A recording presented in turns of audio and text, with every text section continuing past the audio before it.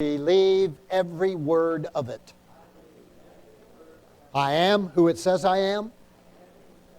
I can do what it says I can do. I can be what it says I can be. I am a doer of the word and not a hearer only. Faith comes by hearing the word of God.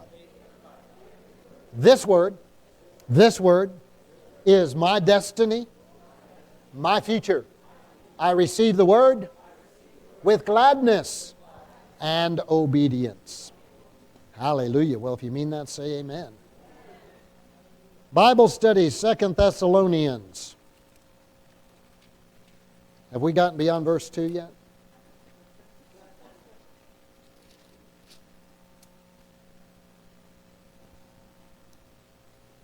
Paul, Silas, and Timothy to the church of the Thessalonians in God our Father and in the Lord Yeshua HaMashiach. Grace and peace to you.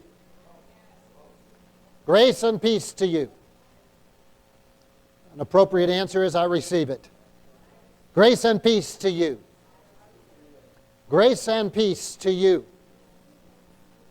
Man, you want to get all of that you can. Amen. Grace. Unmerited favor. Grace. Unmerited favor. Simply because He's your dad. Amen. Unmerited favor. Unmerited favor. Anybody ever had favor in your life? And anybody look and say, gee, there's favor.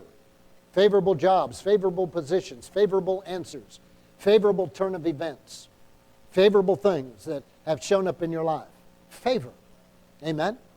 Anybody look at that favor and say, well, of course, I did a lot of things to get it. No. Unmerited favor. Just because. See the devil running up to heaven and shaking his fist at God and saying, God, why is that person blessed? Just because. Just because they're my daughter. Just because that's my son. Just because that's my child. Just because I'm a God who is predisposed to be graceful, to give out grace. Grace be to you. Grace be to you. Grace be to you. Unmerited favor. You want to get more unmerited favor in your life, then give it away. Give it away. Amen. If you make everybody, come up to your standard and boy, you're just hard on people and you're judging people, guess what's going to happen? That's what Yeshua said. As you judge others, you will be judged. If you're critical of others, you're going to be criticized. Amen. But if you'll be graceful, if you'll give others slack, guess what's going to happen to you? Amen. So you give yourself less slack and give them more. Grace. And then peace, shalom. Nothing missing, nothing broken. Wholeness. Wholeness. Wow. What an amazing thing that is. God's got a plan. And the closer we connect to Him and the closer we get to Him, when we start getting into His space, it's a different world. There are places, Billy Brim was talking today about Hamakom again. That's one of her favorite subjects. The place, the place, the place. And we know that the place in Jerusalem, we got pictures of the wall around us. We got a painting of the temple there. But there's something about that place. But God is showing up and making other places encounter portals with Him. But there's something about His place. Something about His place. Colin, do you think you can bring that video up that we've got there?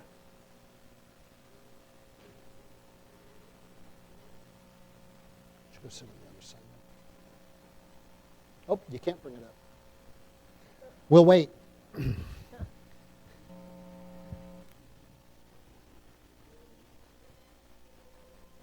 come. It's worth the wait.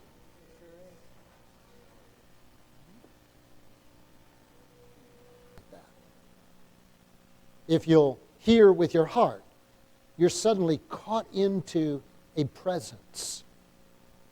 Little children, little voices, singing powerfully of God's city. And that creates an atmosphere right there. It's something the world cannot understand. In fact, it's something that the spirit of the world detests, does not like.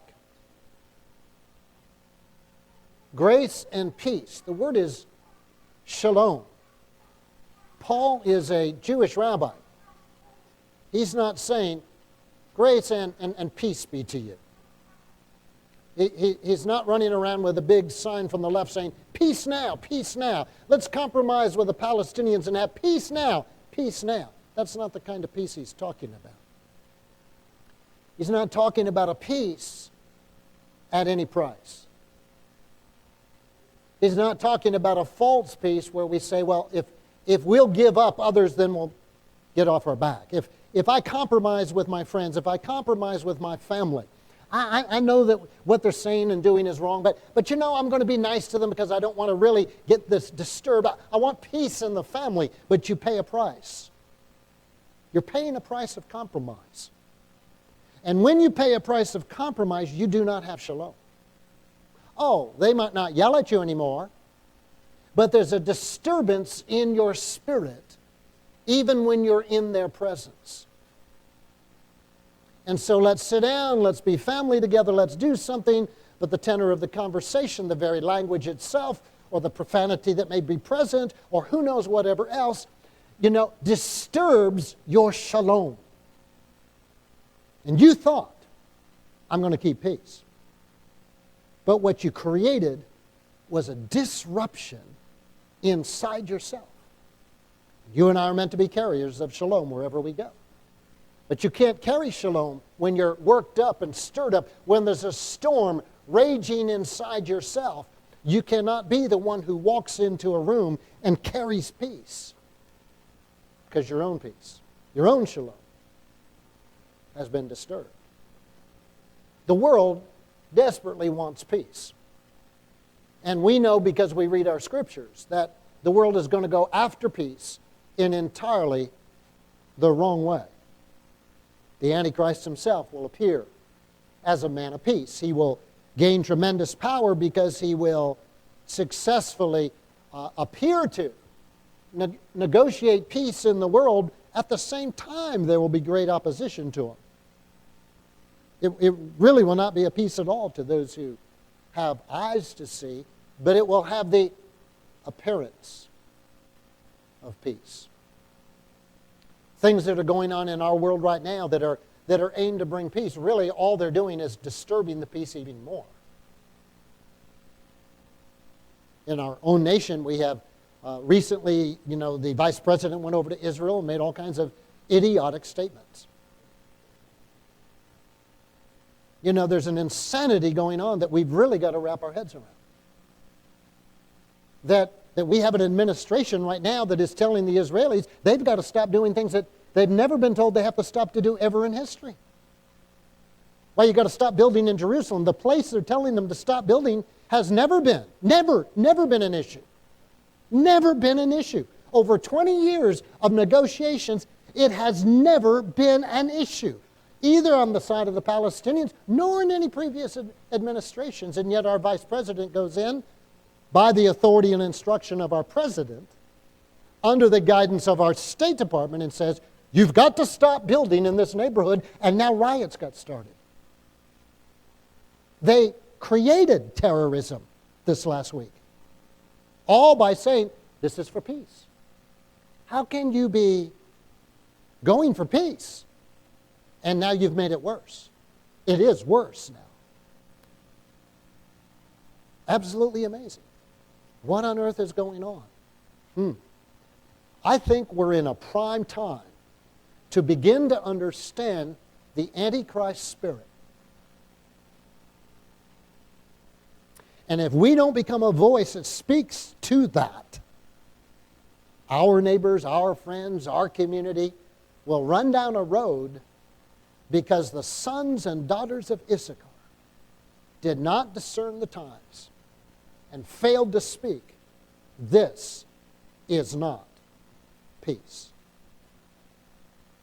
Failed to speak, there is a shalom. There is a nothing broken, nothing missing in the midst of a world that that seems to be going crazy.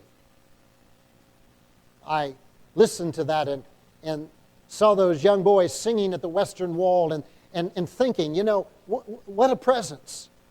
But to think that surrounding that are people who want to destroy the lives of every Jew, including the children. They're surrounded by hatred. But listen to their voices. Listen to the sound of the children of Israel. It's not the sound that you hear from the children of Palestine. It's not the sound of them crying, "Death to the pigs, death to the Jews, down with the great Satan." It's not the sound of the screaming of little 6- and 7-year-olds chanting Muslim vows while they run around with their rifles. It's the sound of children singing, praising God. It's a sound in the midst of a world for them where they know there's people that hate them, and they can sing as a mountain surround Jerusalem. Lord, bring us peace. There can be a fervor as they're singing. A fervor for God. What is the sound that we carry? What is the song we sing? My goodness, we get upset with the most idiotic, childish things. Somebody offends us. Get over it. Because if you don't, you will be consumed by it. It's that simple. Paul and Silas in prison, and we like to imagine, well, if I were in prison for my faith, I would be singing out. Then why aren't you singing now?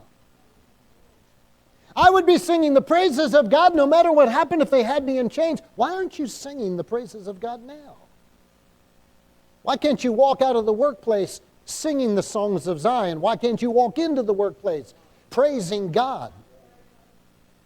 Why can't you leave a conversation where somebody was very negative you singing the praises of God? Hallelujah, glory to God. See, because if you can't sing them there, you are a fool if you think you will sing them under persecution. Throughout the Holocaust, throughout the ghettos that were going on when they took Jews by the thousands and brought them into Warsaw and packed them more and more and tightly. It would be like if we took every Christian in Massachusetts into Fitchburg and walled off the city and came into your house and said, 5 families are going to live with you. You don't have a right to say that. Bang, shoot you dead. 5 families get in there. And then next week say 10 families. You say, they can't say 10 families. I don't even have 10 rooms. 3, 4 families in a 2, 3 room place. Talk about breaking the spirit of a human being. And yet in those ghettos they sang. In those ghettos they continued to have school for the children. In those ghettos the children could draw pictures and write poems. And they continued to have children's choirs. What kind of faith is that? What kind of faith is that? When we go to Israel this coming spring, we will have an opportunity to be in 6 or 7 of the settlements in the Shamron. And I know what you're going to say. You're going to see families, 5, 6, 7 children. You're going to see young moms just filled with joy, filled with the delight of Hashem. You're going to see men going about their business. And if you're like me, you're going to say, why on earth would I ever want to live in America with Christians if I could live here in a settlement with people of vision and people of hope, people who have life, people who have purpose and destiny? People who can be evicted by their own government out of their own homes, which they bought and paid for, they were theirs. And 5, 6 years later, the government has not fulfilled its promise to rebuild for them. And yet we'll say, we're still believing, we're still looking. We're now going to open things up in the desert. We're going to see it bloom again.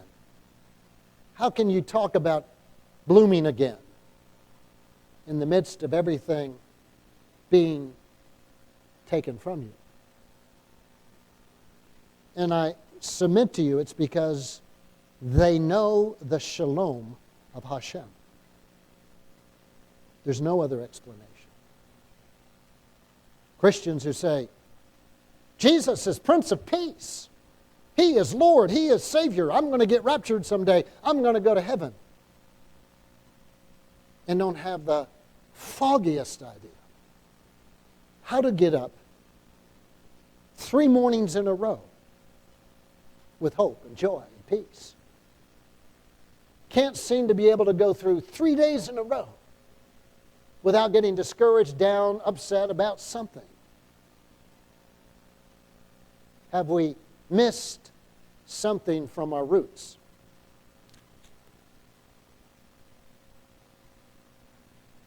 Have we missed a connection somewhere? The songs of Zion create a place. And so we can play that. We're going to play that again on Sabbath, but we can play that, and I know it happens to you because it happens to me. Like I say, you don't even know the words. We'll have them up on Sabbath. But it pulls something inside of you. It creates a place. Now, I submit to you that we need to find that place, and we need to live in that place. We need to know how to create a place called peace, called shalom, that is portable. It goes with us wherever we go, so that we become open portals of the presence of God. So that as we walk through life, as we walk through the mall, as we walk through a store, people stop and turn. As we brush alongside of them, they're looking at their groceries list or they're looking at a package and they, what was that? What went by me? That there's a presence. Church, we've got some work to do. Amen? And I suggest you find the things that will put you in that place. And then saturate yourself with it. Could be a song like that. So you record it and you play it 25 times a day until your very flesh begins to crave that rather than all the other things of the world. Grace, unmerited favor, and shalom. We have majored on grace in the evangelical Christian church and haven't known how to enter into shalom, to peace. That's some kind of ethereal idea, but grace. We got a doctrine of grace. We should have been punished, but we've been forgiven. We got our doctrine of grace, but we walk in very disturbed lives. But shalom. Shalom is more than how are you. When we walk into Moshe Kopensky's store in Jerusalem, and I see him and I say, "Shalom, my friend," and he says, "Shalom, my friend." I feel the shalom that he extends to me. It's not just, "Hi, how are you? I haven't seen you for a year." That's a greeting. Shalom is a blessing. Shalom is an extension of what's in you to the other person. My. You can create a portal presence wherever you go. Donna and Jordan and I were down at Taryn's wedding on Saturday. And nice little church, and, a very churchy kind of thing and everything. And Taryn and Katie, the grandparents got to go in the processional, so Donna and I got to go in the processional.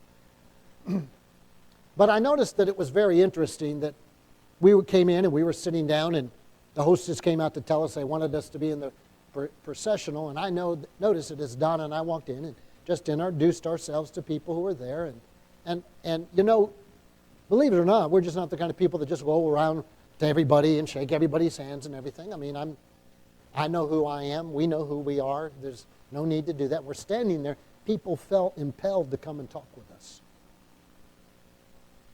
And then during the reception, we're sitting down, and Katie's dad, that was the bride, Katie's dad, I mean, at least, what, Donna, 6, 8, 10 times? He spent more time at our table than it was Donna and I and Jordan and Ashley. That's all that was sitting at that table. And Tiffany, that's right, Tiffany was there. There was 5 of us sitting there, nobody else. And he'd come over and he'd sit down. Let me get your family straight. The superficial kinds of things you talk about. But a lot of people don't want to know that kind of information. Then he'd go off and he'd go around to other tables to say hi to people. And he'd go to, I don't know, there must have been 12 tables there. He'd go to 2 tables, and then he'd come back to us. And then after he'd sit there for a while talking, I'm sure what was happening, he'd feel like, well, I really got to be a good host to everybody. And he'd get up and he'd go off, and you'd see him over there talking to a couple other tables, and then he'd come back and sit down. Sit down. Wanted to talk to us. Wanted to talk about very personal things. Said at one point, I don't know why I'm sharing this stuff with you. Because when he stepped into our table, he stepped into our space. And there's shalom there. He stepped into a place where if he had ears to hear, God was speaking. God was speaking. Amen? Not a place of sitting down and coming to a table where someone said, I really don't like the color the bridesmaids are wearing, or they should have had more food, or I don't know why they didn't this, or I don't like this, or he didn't step into a space of criticism. Amen. That's why if you get into a place of criticism, you may need to shift your space. You may need to move away out of the place of criticism so you create the space of shalom so people can enter it, because when you're connected with the criticism, people come into that space and now it's mixed. There's the spirit of God and the spirit of the world, and it's like, Amen? Am I talking to you? See, God, I believe, is creating around this world places of shalom in the most unlikely places. And you and I are entering into a time where we've got to be warriors who know shalom. We can't be those who say, I want peace, I'm just going to stay out of the world, I'm going to get in my little holy huddle over here, and it's just about us, and let's just have our little thing, and we'll just be here. And boy, things are bad out in that world here, but me, myself, and I, we're fine. We're going to have to be warriors. We're going to have to stand up. We're going to have to become bold. Bold, confident, and at the same time, carry a spirit of shalom. That you walk with a spirit of peace and then you confront. See, we've got this misguided idea that peace, shalom, is all kind of wimpy. Is anybody here willing to believe that Yeshua was wimpy? No, he carried great peace. Great peace. Great peace. But he could step into a place and that very peace convicted people and they repented. And he could carry that great peace into other places and say, woe to you, scribes and Pharisees. For you think you know the law, but you bound up and made void the word of God. And yet he carried great peace. Great shalom. When he confronted out of that place of shalom. So he could carry blessing in the midst of confrontation. Absolutely amazing. That he was centered and focused. And that's where we're going to have to be.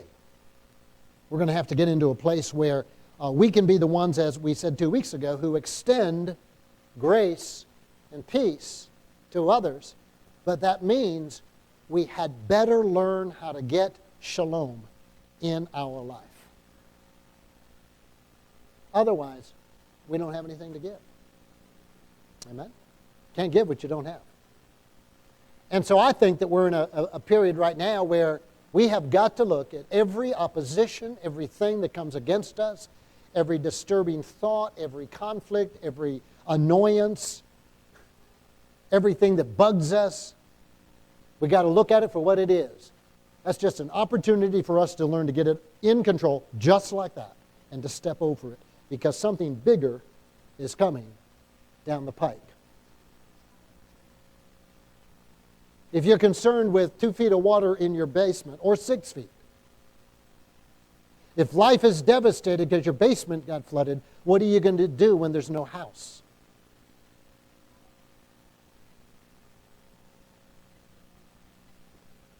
Amazing. Absolutely amazing. Amen. I think God's wanting to raise up an aggressive army who has the ability to stand on 2 feet, and whatever happens, they're not moved by it. Paul says, listen, I've been shipwrecked, I've been beaten, I've been stoned, I've been left for dead, I had to escape from a city by getting in a basket over the city wall. And yet I know one thing, I can do all things through Christ who gives me strength. Amen? He had something he carried that could not be destroyed. The Apostle John had the same kind of thing. They finally had to exile him to the island of Patmos. He was so dangerous they were afraid to kill him. I think the Romans were afraid to kill him because they were afraid he'd come back to life. And they were afraid that, if we kill this guy and he comes up, then we got a bigger problem. Nothing like a resurrection to stir up the population. So they exiled him to the island of Patmos, and then while he was there, he got the book of Revelation. Glory to God. Grace and shalom. We're entering into a season in the world where things that we cannot imagine will begin to happen. Things that you and I never dreamed possible will begin to take place. We're entering into a period where the very fabric of the foundation of our nation is being challenged. The speed with which that's occurring, for anybody who is knowledgeable about history, is quite astounding. I remember growing up in Europe. My dad was in the military, and I remember the Berlin Wall. And the Berlin Wall was not built around Berlin by the communists to become a prison for the Berliners. It was to keep their own people from escaping into West Berlin to freedom. If their system of government was so great, why did they need to build a wall? It wasn't the people who were trying to get into their country. It was their own people who were trying to get out of their country. And they built this massive wall around Berlin. And then in the late 1940s, they decided they could not have, they could not have a free democracy in West Berlin and have East Germany all around it. They couldn't have a pocket of freedom in the midst of a communist land because it was like a beacon of light and darkness, literally. Literally. I remember being in Berlin and going up to the top of a hotel and getting up in they had a dining room up there, and you could look out and you could look around the vastness of the city. You could tell exactly where East Berlin began because there was no lights. It's like if there's if we lose electricity in town and you're driving down the road and the left side of the road has lights and the right side of the road has no electricity, it's very apparent. And you get up there and here's all the bright lights of West Berlin, and then suddenly there's just a few measly street lights out there. And that was East Berlin. It was very obvious, the difference between light and darkness. There was light in the land of Goshen. It was dark in Egypt.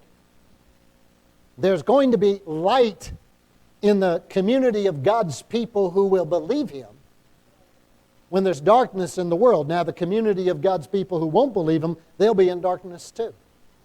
But there'll be light in the land of Goshen. What we got to recognize is you're not going to stand in the middle of the light saying, yeah, I got the light, I got the light. You are now surrounded by a darkness that hates the very light you have. Hates it. Hates it. And will do everything it can to destroy it. And so in the late 1940s, the Russians decided they were going to starve Berlin out. Even though there was a signed agreement between the British, French, Russians, and America, and the four powers had divided Berlin into four pieces. Division never works, by the way. You don't divide cities and get peace. And so Berlin was divided into four pieces, and Germany itself had been divided into four pieces. There was a French zone, there was an American zone, and there was a British zone of Germany itself, and there was a Russian zone called East Germany. They split it off and made it their own. And in the middle of East Germany was Berlin. Boy, does history sound familiar. Let's see if we can create a Palestine and put a Jerusalem in the middle of it and divide it up among everybody and it'll be happy. Never works. And so the communists decided they were going to blockade all the roads that access West Berlin, which meant this: no food, no fuel. We're going to cut it off. It's like no different than a naval blockade that blockades off a country. They're going to cut off every road. So the road the Allies had, there were three of them going into Berlin. All three roads were severed. The train connections were severed. So America had a choice. The Allies could do several things. One choice was this: they could go to war. They had every right to go to war, by the way. That blockading a place is a declaration of war in anybody's definition historically. When Egypt cut off Israel's access to their southern port, that is a declaration of war. Don't tell me Israel struck the first blow in 1967. The first blow was when Egypt shut off their port. Any Russian Navy or anybody comes outside of Boston, surrounds it so our commerce cannot go in and out because they're going to destroy any ship trying to get in or out. That's a declaration of war. And so one option was they could go to war. Well, that was at a time when people really didn't want to think about nuclear bombs going off all over the place. The other option they had was that they could just say, well, can't do that. I guess we're going to lose. And now the communists end up with all of Berlin. The third option was this: we're going to fly into West Berlin everything they need. We're going to start an airlift, because while they can shut off the roads and they can shut off the train tracks, they're not likely to want to engage in aerial combat shooting down planes. So the United States military started an airlift that flew from Frankfurt, from Rhine-Main, from Wiesbaden, Germany, big cargo planes flying into Tempelhof Airport in West Berlin, flying in coal, flying in diesel fuel, flying in food, enough to keep an entire city surviving, not in luxury, surviving through an entire winter. Planes were landing every, I think it was like minute and 10 seconds. I mean, it was, if your plane couldn't take off after it unloaded, if something happened, it was ditched. Scrap the plane. Scrap the plane. If you run out of fuel, your plane's going to go down because we cannot break this pattern. A plane lands, 60 seconds later another plane lands, 60 seconds another plane lands, the plane's taxi, masses of people unloaded, it gets and takes off for another plane. One of the most, in those days, and they didn't have the big, huge cargo planes we have today. And that blockade was broken by the airlift. Amazing. People who said we're going to stand up and do what it takes. So that's the world I grew up in. I grew up in a world where the Russians were our aggressors. I grew up in a world where, that's how you might have to live. You may have to do that to survive, or go to war in tens of thousands, hundreds of thousands of people die, but you're going to pay a price. I grew up in a world of that. I grew up in a world where I had a suitcase packed in the closet and living in West Germany, because if the Russians came, you didn't say, let me pack. You grabbed your suitcase and left. And then we found out that wasn't going to happen, because they tried a practice run where word went out to all the American GIs, go home, get your families, we're going to do a practice run, get in your cars, and drive towards the exit that we're going to go, which was through France. And within half an hour, the roads were jammed because the Germans saw us leaving, so they didn't say, I wonder where the Americans are going. They figured the Americans knew something. They got in their cars, and pretty soon the roads were just impassable, and they came back, and they came to the startling realization that if the Russians came in from East Germany into West Germany, that the families were not going to get out. That was not an option. And so now when soldiers got stationed in Germany, the question was, well, you're going to go over there and you're authorized by your rank to take your family with you. Be aware that if there's a war, we cannot guarantee your family will get out. That's the reality of it. That's the world I grew up in. And the Berlin Wall was solid. It was an immovable thing. So that when that wall came down, I don't know about other people. I imagine anybody that went through what I did, any military kid who went through what I did, it was shocking. If you had told me that wall would be torn down in a matter of 30 days, the entire hold that Russia had on East Germany would collapse in 30 days. I grew up in a world where East German guards shot people trying to go across the wall. They had a no-man's zone there. You just stepped into it. No questions asked. You were killed. In 30 days, that whole empire collapsed. And civilians went and tore the wall down by hand with chisels. Absolutely. I just sat there dumbfounded. What does this mean? How can a society so rigidly controlled, dominated by a military, how can it collapse in 30 days? And yet it did. So here I am at another point in history. And I'm watching things happen in our country that I would have said are absolutely impossible because we have a constitution. We're not controlled by a military. We're a land of the people. We're a democracy. We vote. We do things. We have a constitution. And I'm sitting here looking at the future, and whether it happens now or later, for the first time what I've realized is the glue that holds our country together is not our Constitution. It is not our laws. It is not our Senate. The glue that held it together was always that all men were created in the image of God, and we knew that. So there was a moral accountability to God. That's why the Constitution worked. Because the founders, and for hundreds of years after, that people believed that. And we are now a society that appears not to believe that. And so the very thing that our founding fathers feared and did everything humanly possible to prevent has begun to happen.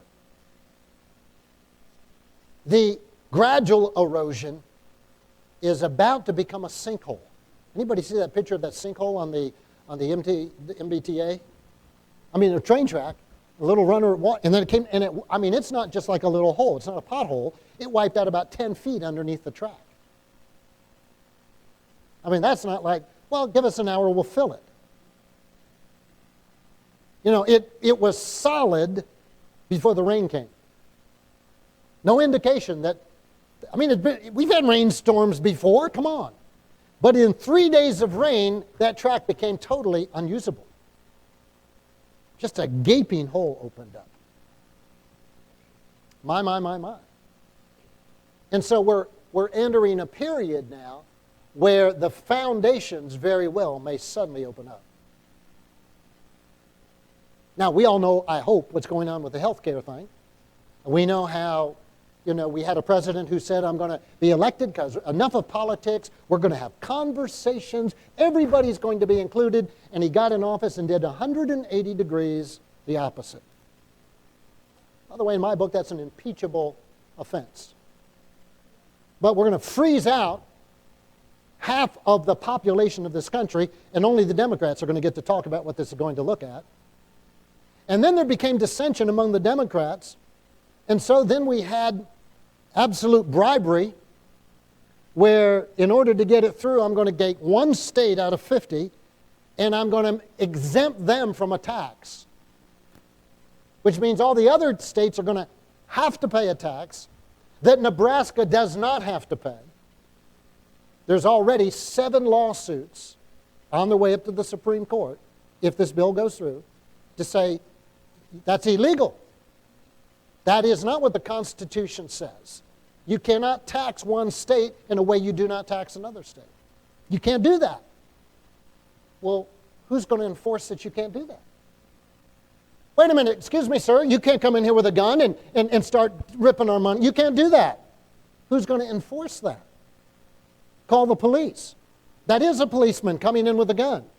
Now who do you call?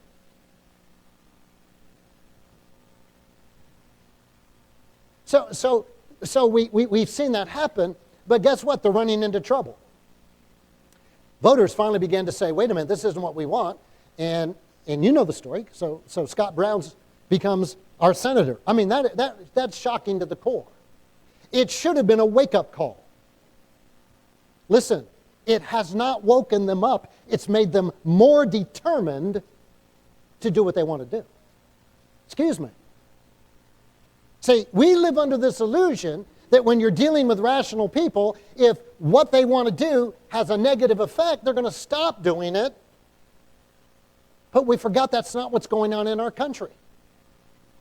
Our country has an education mindset among some of our people who think they're so right, they'll continue to try it and do it and push it, even if all the evidence says it's wrong. Sex education in schools is a good example. It's not working, let's do more. It's not working, let's do more. It's not working. Excuse me, the whole scientific method was try it. If it doesn't work, try something else. Not keep trying the same thing.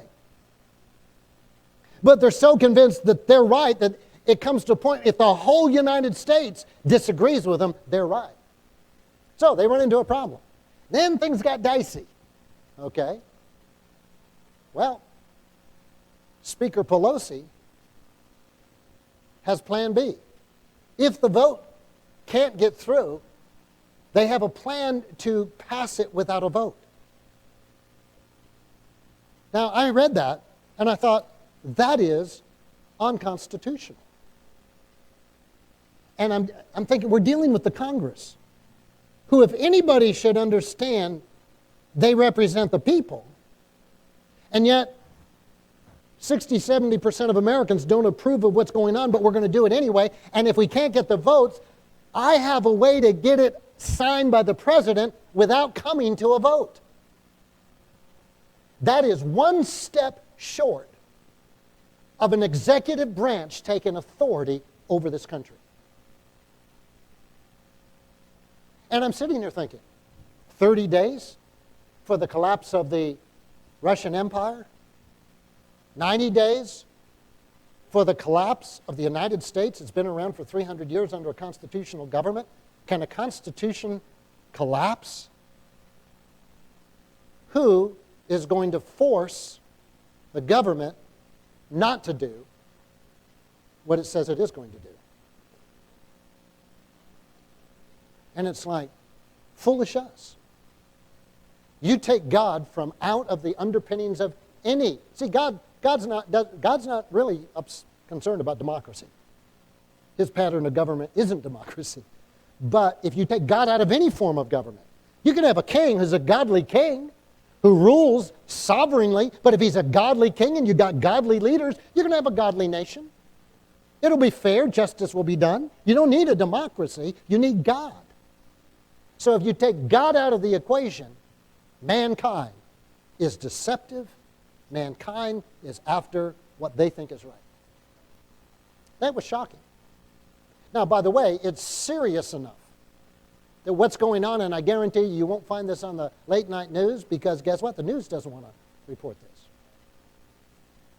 6 states right now have passed legislation against the federal government. We're set up for a civil war. Here's what the legislation starts with. The federal government has taken a clause. It is the Commerce Clause. Read your Constitution. The Constitution says there are certain powers the government can have. And then Thomas Jefferson was very clear on this. Any power not specifically given to the central government belongs to the states. Our founding fathers were so frightened of a powerful central government, they did everything they could to say the power belongs with the people, but the government needs to raise an army. The government needs to do these things. But if they don't have a specific mandate to do something, then they shouldn't do it. So here's a good question. How is the government even dealing with health care? Where is that in the Constitution? Doesn't exist. Okay. Well, the government has taken the Commerce Clause, that the government has the right to regulate interstate commerce. Okay, well, who's going to do that? Here's Virginia, here's North Carolina, here's South Carolina, here's Massachusetts, and they're setting tariffs and everything like this. And here's how our founding fathers thought. Listen, Massachusetts, you do whatever you want within your state, but when it comes to dealing with things that go from this state to this state, we, the government, have got to be the guide, the umpire, whatever, because, see, we're removed from that. And that was a vital move. In other words, you can't have your currency, you have your currency, you have your currency. No, we're going to have a federal currency because goods have to flow, money has to flow between. So we get to do that under the Commerce Clause. Okay? Well, I know this is a civics lesson. It's going somewhere. You've got to understand it. Listen, one of the things that they said is, okay, the government can control gun legislation. If you buy a gun in Vermont and you take it to Massachusetts to sell it, that's interstate commerce. If you live in Massachusetts, you go to Vermont to buy a gun and bring it back to Massachusetts, that's interstate commerce. So our Congress passed laws about gun legislation, about interstate transportation of guns, bullets, and anything that has to do with guns. Okay? Now, that caused some concerns. That happened about 5-6 years ago. And that caused some concerns from people who realize that there's an element in our country that wants to take away one of your rights in the Constitution, which is to own a gun. It's very simple. When you disarm a nation, you now have a military that can control the nation. The King of England knew that. That's why our forefathers were hiding guns in Lexington, because the king said you can't have guns other than for hunting, but you can't have stockpiles of guns because then potentially you can defend yourself against our tyranny. But they used the Commerce Clause. Then, I want to say it was last year, but it may have been 2 years ago. It might have been 2008. They moved that from an interstate law to say our gun laws apply to intrastate. In other words, our laws about who can buy, not buy, who can sell, not sell, apply within the Commonwealth of Massachusetts. So if there's a firearms maker, which there is, out in Pittsfield and one out in Springfield, and they make it in Massachusetts, you in Massachusetts go to buy it, we don't care what the state says about that transaction. The federal government says what has to be or not be. 6 states have now signed legislation that says our state rules, laws, override the government laws.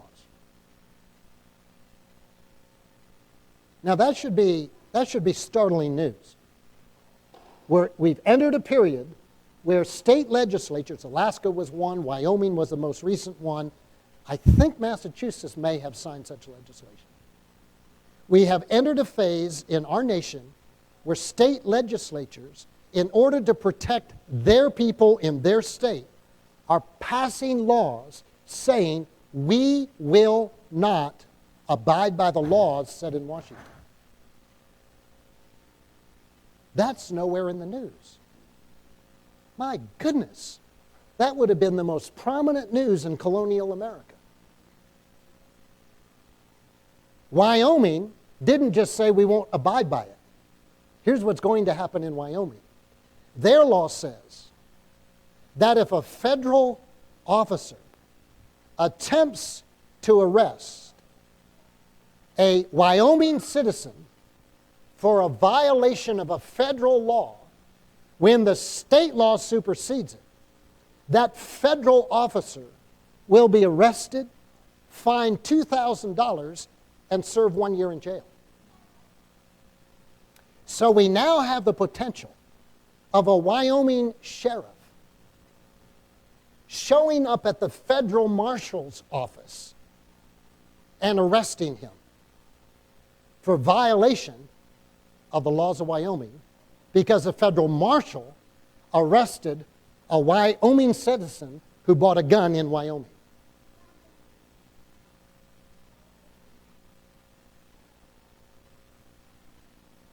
Now, it's already entered the court system. As soon as the law was passed, the federal government challenged it. The federal government challenged the law passed in a state to prevent the federal government from taking away the state's rights.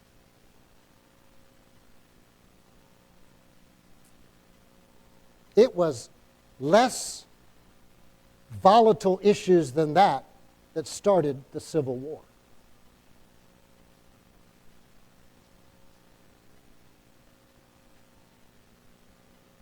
There are a number of states who have now prepared legislation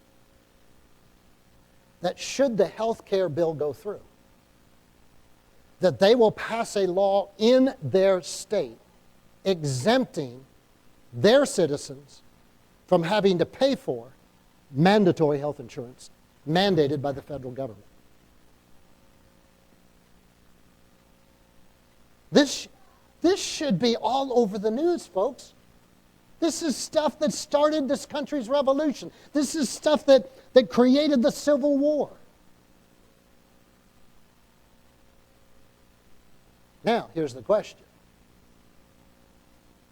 So once a government official then wants to tell a local citizen,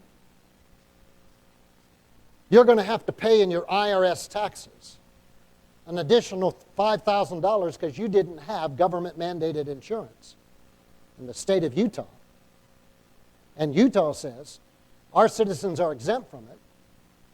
The federal government then is going to try to possess, the resources of that citizen, and the state is going to defend them. Now, it's going to hit the courts. You know that. And it's going to go up to the Supreme Court. The question at that level is this. The Supreme Court has tended to favor government control and not local states' rights. If a state goes that far, let's say Massachusetts, for example, and 7 men sitting on a bench in Washington vote 4-3 that the government's right, what do you think the chances are that the millions of citizens in Massachusetts are going to accept 4 men versus 3 to override a state law?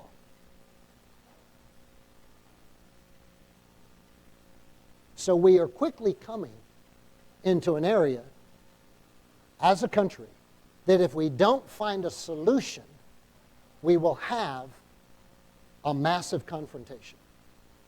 And it's happening while you and I are going about our business and buying our clothes and buying our groceries and driving down the street and wondering what got flooded in Billerica and look at the people in their canoes.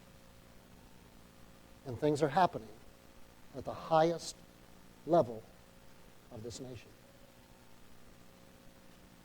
In the 1990s, the U.S. Congress passed a law that said that whereas, I could read it, it's in my office, I'll paraphrase, whereas it is the right of nations to decide where their capital is, and that it is their right, therefore, to expect that other nations put their embassies in the capital. And whereas this is the custom in every nation on this planet, that therefore we instruct the administration to establish the U.S. Embassy in Jerusalem. Now, for reasons I don't quite understand, they put in an exception clause that it could be waived for a period of 4 years if security was an issue. And every president has waived that. Every president got in pledging to put every president pledged, I'm going to put the capital in Jerusalem, got into office, and signed a waiver for another 4 years under pressure from the State Department. And yet, Tel Aviv is no more secure than Jerusalem. Terrorists will blow up an embassy in Tel Aviv probably easier than in Jerusalem. Every president, has waived that since the 90s. Bush and Clinton and everything. Now, interesting, Mr. Obama never pledged to move the embassy there. Why Christians voted for him, I don't know, because he made clear statements that he was not supportive of Israel. So there is legislation now coming up in Congress to amend the bill that passed. By the way, it passed something like by 97%. There was like 400 for it and 20 against it. I mean, the bill wasn't close. There is a proposal to amend that to remove the waiver.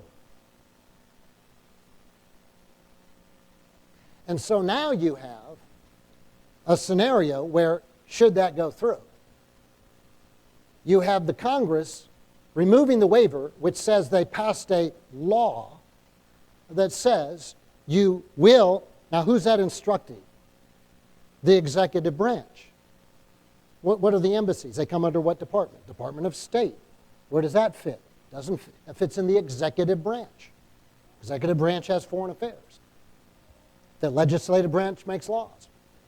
The legislature may pass a bill that therefore says, you, executive branch, will put the embassy in Jerusalem. And so here's the question. What's going to happen when that is now a law and the president refuses to do it? Because he will. He will not abide by that law. So what do you do when you have a president who refuses to enact a law?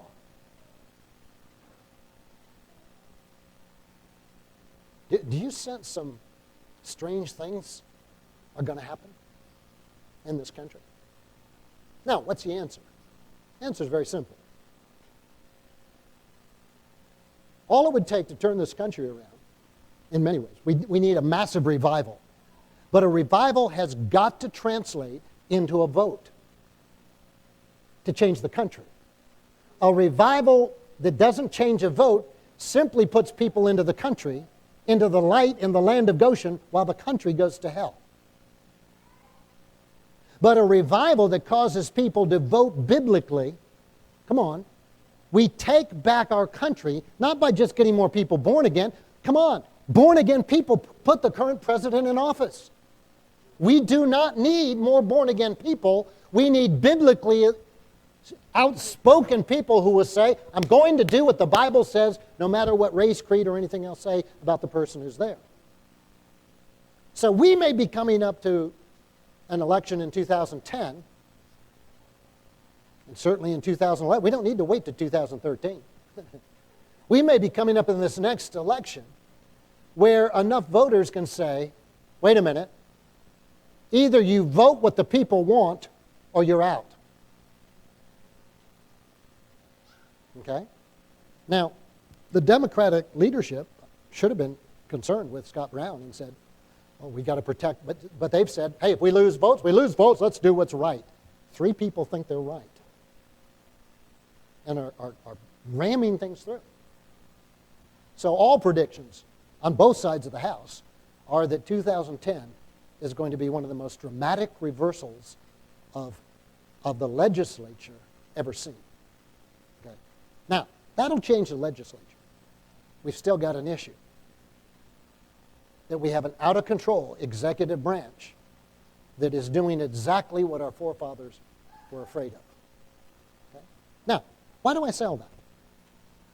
Because we're going to enter into a world that's crumbling. And we're meant to be a people of shalom, of faith. Come on, we can't sit here and wave our Psalm 91, though 1,000 fall at my left hand and 10,000 at my right hand, it'll not come me. I'm a woman of faith, I'm a man of faith.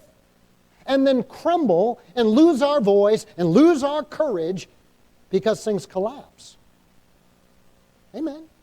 Come on, though we walk through the fire, it'll not burn us. We won't even smell the smoke. Though we walk through the flood, it'll not overcome us. Faith doesn't say there's no flood. Faith was not Noah standing on a mountain saying, I rebuke the flood. I rebuke it. The flood was coming. But what he did is he preached a way to escape the flood. If you'll believe in God, if you'll follow me, you can get on the ark. There's plenty of room, but you can't stop the flood. Amen? Faith says we just walk through it.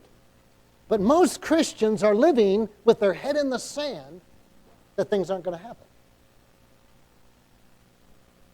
We've got to be the voice. We've got to be the watchman. We've got to be the one that speaks. We've got to be the ones of courage. Now, if those kinds of things cause you to get nervous and everything, then you need to get into the Word and build up your faith. Come on, this is a battle. Christians have always been in war. Yeshua said, if they persecuted me, they're going to persecute you. Peter wrote in his letter, don't be surprised at these things that come upon you. Amen? But Christians are getting rattled over personal things. Little things. Upset has got to be removed from your vocabulary and from your emotions. If you get upset, none of us are dealing with these things yet. If we're upset over what our world has now, how on earth are we going to be ready to be a people of shalom? So I think we're in a season right now of practice. So that when somebody's irritable with you, thank you, devil. That's a point for me to practice my shalom. I'm just going to let it go off my back, put a smile on my face, and say, hallelujah, glory to God. Did you see what she did? No, I'm not even going to go there. Not going to get in strife. You've got to be kidding me. Strife is the most ridiculous thing to get in right now. Amen. You know, it's like, nope, I'm just going to let it go. Why? These are opportunities. What are you doing? I'm getting prepared. I'm getting prepared. I'm getting prepared. Amen. There's a flood coming. What do you do? Say, well, I'm going to get prepared. Amen. I'm going to get prepared. Hurricane's coming. I'm going to get prepared. Amen. I'm going to have some food. Oh, no, I'm just going to believe when it's there. I'm going to pray, and my food is multiplying. Every week, you're concerned about not having enough food, and you think when there is no food, suddenly you're going to have faith to produce it out of nothing. Faith will do that, but not your faith. Amen? So these are opportunities for practice. Somebody at work slights you, you just say, ha, devil, caught you. You just gave me an opportunity to practice shalom. Use your words. Peace, shalom. I understand you're upset, but I'm not going to get upset back. You know, I'm going to let it go like water off a duck's back. Amen? But when it comes to oppression, I'm going to oppose it. When it comes to injustice, I'm going to speak.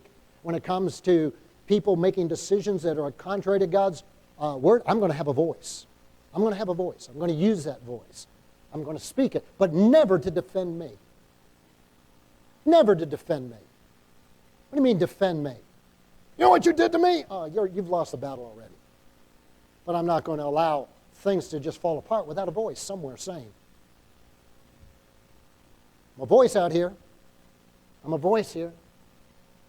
How many letters does it take to change a senator's mind or to raise caution? I don't know. I know increasingly I've gotten to the point where I send more and more of them. Got to know there's a voice somewhere. Somebody out here, I don't know, maybe this guy's there looking at his email and they're coming through, and just about the time he says, oh well, and then mine comes. Mine might be the proverbial straw that breaks the camel's back. Oh no, here's another one in Fitchburg. And it's like, oh no, I don't know that. All I know is I've got to give voice and say the insanity has to stop. Why? Because it's not about, am I going to be okay? Am I going to stand by and just watch things happen without speaking? Now, the church had a prime opportunity to do that in history. The church failed. Individual Christians succeeded. But by and large, the body of Christ stands eternally condemned for a failure to speak about the destruction of the Jews in the Holocaust. Because they were concerned with their jobs, their income, their food, their clothing, and I don't want to get involved with that. And besides, Hitler has those bad guys and they might beat me up. And so the church, by and large, kept quiet. The church stands condemned for that.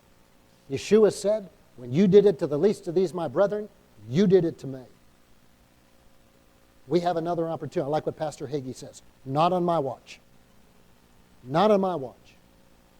Not on my watch. I'm going to be a spokesman for biblical standards, for right government, for right relationship with God's people. I'm going to speak whenever I can. Why? Because we're in a war. We're in a war. And in a war, you use your words, not your fist. Use your words. Amen? But in order to fight effectively, you've got to have shalom. You've got to have shalom. You see the picture of two men, and they're coming into a contest, and there's one, and he's like this. And on the other side of the ring, a man walks in like this. Which one do you think is going to win? Amen? That guy who walked in looking like that might even be bigger. He might outweigh this man and everything else. This man's just standing there with full confidence, looking him right in the eye. Right in the eye. We've got to be men and women like that. I think we have a job to do. And that is to find that place of shalom. To find that place of shalom. Here's how I suggest you do it, and I'll close with this. You find the place of shalom by rehearsing what the Lord has done for you. Has God done anything in your life? Are you different now than you were 2 years ago, 3 years ago? Has God ever done a miracle in your life? You know what a miracle is? In your life, it's whatever you knew couldn't happen without Him. That's a miracle. It might not be a miracle to someone else. You say, wow, I don't know how it happened, but I ended up with an extra $100. That's a miracle to you. Somebody else might think, $100? I deal in tens of thousands of dollars, so it's not a miracle to them. But if you're living that tightly and all of a sudden you needed a blessing and $100 showed up, that's a miracle. That's a miracle. You rehearse the miracles of God. God has been faithful to you. Say it this way, God has been faithful to me. Let's say that again. God has been faithful to me. Turn to somebody and say that. God has been faithful to me. God's been faithful to me. He's been faithful to me. Amen? So God's pattern to teach His people was look back in history and mark the periods where God has been faithful. That's what Passover is all about that we're coming in. Why do we celebrate Passover? We celebrate it because we're remembering what God did. I suggest that you start rehearsing what God has already done in your life. You may be physically alive because of what God's done.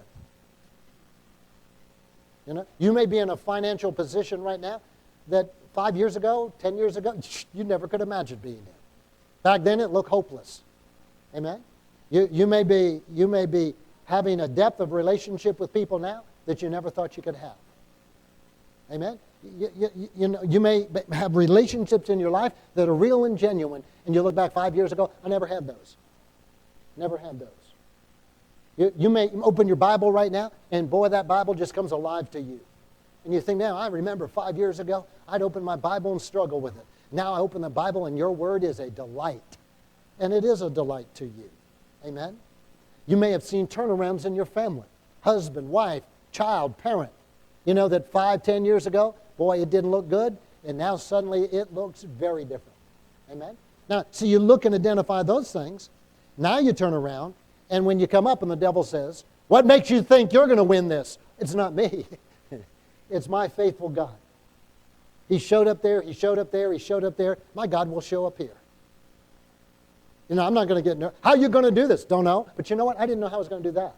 I didn't know how I was going to do that. And it sure looked doom and gloom here. And it looked very bleak here. And you know, but I'm still here.